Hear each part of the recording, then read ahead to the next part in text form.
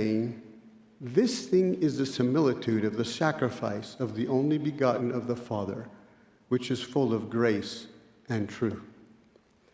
Please notice that the Lord commanded Adam and Eve to offer the firstlings of their flock. In other words, he commanded them to put God first to avoid the spiritual dilemma of double-mindedness. I recall a powerful experience I had many years ago that taught me how to put God first in my life. As a young married father, I was called to serve in a branch presidency.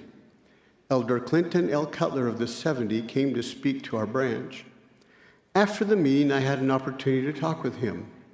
Sensing that I had something on my mind, he asked, "Is there something bothering you?" "Yes," I replied. "I'm having financial difficulties in my business. I have fallen behind in my payment of tithes and offerings." He then asked, "Do you have anything of value?" I don't recall what else he said. I pondered his questions for many days. The only thing I had of value was a car that I needed in my efforts to grow my business. However, I concluded that I should at least make an effort to sell my car, so I cleaned and polished it and placed an ad to sell it. I want to be clear that Elder Cutler did not ask me to sell my car.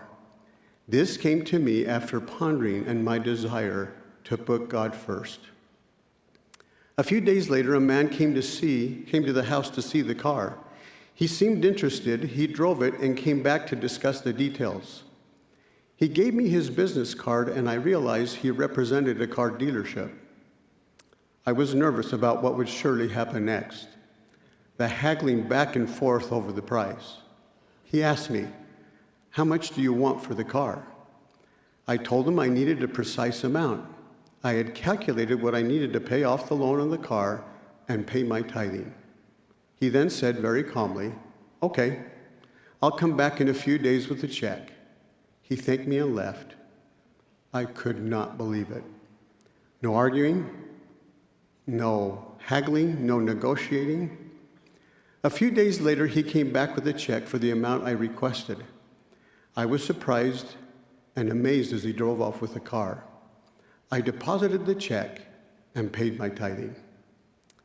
As I contemplated what had occurred, I realized that I didn't have a car to continue with my business.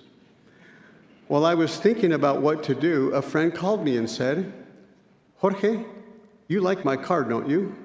At that point, I would have liked any car. To learn more about finding peace in a war-torn world, go watch the full video.